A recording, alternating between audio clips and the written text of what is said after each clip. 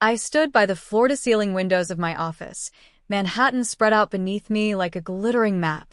The city buzzed, alive, but my chest felt eerily still. I smoothed the cuff of my silk blouse, more to ground myself than anything. My phone buzzed again on the desk, lighting up with my father's name. I almost didn't pick up. When I finally swiped to answer, his voice was too casual, like we were talking about the weather instead of ripping open an old wound. "Your sister's coming to visit," he said. "She wants to talk about the company. You should be here." My hand clenched around the phone. The company. The same $10 million business I built from scratch, the one he signed over to my sister because she had kids and I didn't. I swallowed hard, fighting the wave of anger that still surprised me after all these years. "I'm busy, Dad," I said, my voice cool. "But tell her I wish her the best." I hung up before he could reply, my reflection staring back at me in the glass, calm, polished, untouchable. No one looking at me now would guess the nights I cried into my pillow, the years I worked until my hands ached, or the way my heart broke the day my family chose someone else over me. But maybe it was time they saw exactly who I'd become. I was 23 when I first pitched the idea for the business. Back then, I was just a girl with a laptop, a head full of ideas, and a tiny rented office above a dry cleaner's. I still remember the smell of starch and detergent drifting through the floorboards as I stayed up late, sketching plans on printer paper. When I finally got the courage to bring my idea to the family dinner table, I thought Dad would be proud. He had built his own company from nothing. After all, surely, he'd recognize the spark in me. Instead, he sighed, set down his fork, and said, "Honey, why don't you focus on finding a stable job? Maybe start thinking about settling down. Your sister's already talking about baby number 2. The word stung more than I expected. I laughed it off in front of everyone, but under the table my hands were shaking. Later that night, as I packed up my notebook, my grandmother knocked on my door. She was the only one who seemed to see me, really see me. She handed me a small, worn key on a ribbon. "This was your grandfather's," she said softly. "He used it to unlock the cash box for his first store. Every time you think they don't believe in you, hold this and remember you come from builders." The next morning, I walked into Dad's office and asked for a small loan to start my company. He looked at me like I was asking for the moon. "You're young. You don't know what you're doing. I can't risk the family's money on a hobby." That was it. No encouragement, no second chance. So I took the key, cashed out the last of my savings, and rented a bigger office, still tiny, still above that dry cleaner, and decided if no one was going to back me, I'd back myself. It was the first time I truly walked away from my family, and I remember the mix of fear and freedom as clearly as the first check I ever deposited. Those first 2 years nearly broke me. I worked 14-hour days, living off instant noodles and dollar coffee. My friends were out clubbing, posting pictures in sparkly dresses, while I was hunched over a secondhand desk, cold air leaking through the window, trying to convince suppliers to give me credit. But little by little, things started to turn. My first big break came from an older woman named Diane, a retired executive who stumbled across my pitch deck at a networking event. She was elegant, with silver hair and sharp eyes that seemed to cut straight through excuses. "You've got something here," she said, sliding her card across the table. "But you need strategy and capital." Diane became my mentor, teaching me everything from negotiating contracts to reading the fine print in investor term sheets. She never treated me like a charity case. She treated me like a CEO in training. With her help, I landed my first real client, a regional retailer who took a chance on my product. I still remember shipping that first order, my heart pounding as I taped the last box. When the check cleared, I danced alone in the office, tears running down my face. The wins got bigger after that. A small team, a proper website, real marketing. Slowly, my company became less of a gamble and more of a force. Still, I kept everything quiet. I posted vague updates on social media, working hard, excited for the future, but never details.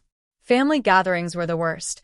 My dad would go on about how smart my sister was to stay home with the kids and how risky entrepreneurship could be. I smiled, nodded, passed the mashed potatoes, and then went back to my office to sign deals that would make our revenue jump 200% that quarter. By the time we hit $10 million in valuation, I had built something I was truly proud of, a company with a mission, a culture, and a loyal team who believed in me. But the night Dad called to tell me he was signing the company over to my sister, the company I built, I felt something inside me go cold. "She has a family to think about," he said. "You're independent. You'll be fine." Fine. I didn't fight him, didn't beg, didn't cry. I just walked away from the business, from Sunday dinners, from all of it. And I poured every ounce of that betrayal into building something new, something even bigger. Now, standing in this corner office with the skyline at my feet, I realized my father and sister still thought of me as the girl above the dry cleaner. Maybe it was time to show them they'd underestimated the wrong woman. The day my family showed up, Manhattan was bathed in late afternoon gold. I'd invited them to my office under the pretense of catching up, but in truth, I wanted them to see me, the real me. I heard them before I saw them. My father's low, commanding voice. My sister's nervous laugh. The elevator dinged, and when the doors opened, they stepped out as if they were entering foreign territory. My office is nothing like the one I started in. Sunlight streamed through the glass walls, bouncing off marble floors and modern art pieces I'd collected on trips abroad. The air smelled faintly of fresh flowers and leather. My desk, sleek and custom-made, stood near the windows, with a view that stretched across the city. My sister's eyes widened first. "This is yours," she asked, clutching her designer tote like it was a lifeline. "Every inch," I said, my voice calm but steady. "Please sit." They settled into the plush chairs while I poured coffee from the machine that cost more than my first car. For a moment, no one spoke. They were too busy taking it all in. Finally, my dad cleared his throat. "You've done well for yourself," he said gruffly. "But your sister needs advice on running the company. She's struggling." I set my cup down and leaned back. "That's because she doesn't know what she's doing." "And why would she?" "She never built it. She inherited it." My sister's cheeks flushed. Dad thought it made sense. I cut her off gently but firmly. "No, Dad made a choice. He chose her because she had kids. Because I didn't. And that was fine." I walked away. "But what you both don't know is that I built something bigger. Stronger. And unlike the company you handed off, this one is mine." I clicked a remote, and the wall screen lit up with the latest financials, revenue, growth projections, press features. My company had gone international, with offices in 3 countries and a valuation that made the old business look like a lemonade stand. My father's face went pale. My sister blinked rapidly, tears threatening. You did this without us?" Dad whispered. "Yes," I said softly. "Because you never believed I could. But you were wrong. I didn't just survive. I thrived." Silence stretched across the room. The weight of my words hung in the air, pressing down on all of us. Then I smiled, not out of spite but out of peace. "So tell me, why are you really here?" My father swallowed hard. We need your help." For the first time in years, I felt the shift, the power no longer in his hands but in mine. I let the silence linger a moment longer, feeling the balance of the room tilt completely in my direction.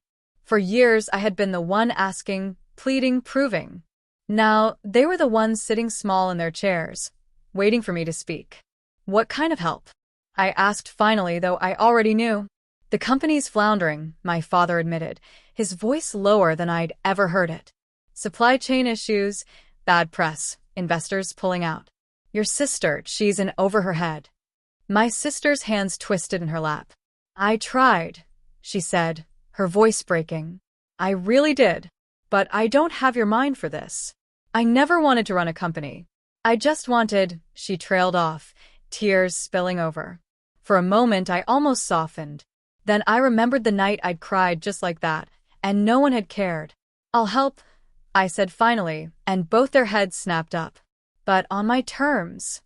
I stood and walked to the window, looking out at the city that had made me.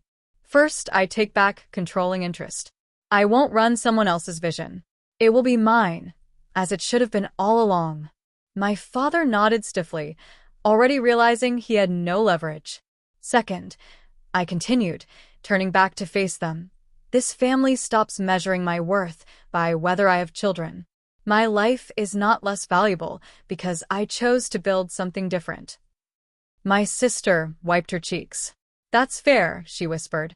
And finally, I said, my voice firm but not unkind, you both start believing in me. Not when it's convenient, not when you're desperate, but every single day. Because I won't spend another decade proving what I've already proven. My father stared at me for a long moment before exhaling slowly. You've become impressive, he said, and for the first time, it sounded like respect instead of reluctant acknowledgement. I smiled faintly. No, Dad. I've always been impressive. You just never looked closely enough. They agreed to every condition. Not because they wanted to, but because they knew they had no other choice. And for the first time, I felt completely free. The following weeks were a blur of board meetings, negotiations, and restructuring. I took control of the company with the same steady hands that once taped boxes above a dry cleaner's. This time, though, I wasn't just building a business.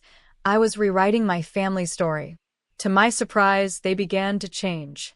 My sister stopped dodging calls and started showing up to learn, not just coast on my work. She asked questions, took notes, and even stayed late at the office a few nights, just to shadow me. I saw pieces of myself in her. The girl who once wanted more, but was too afraid to leap.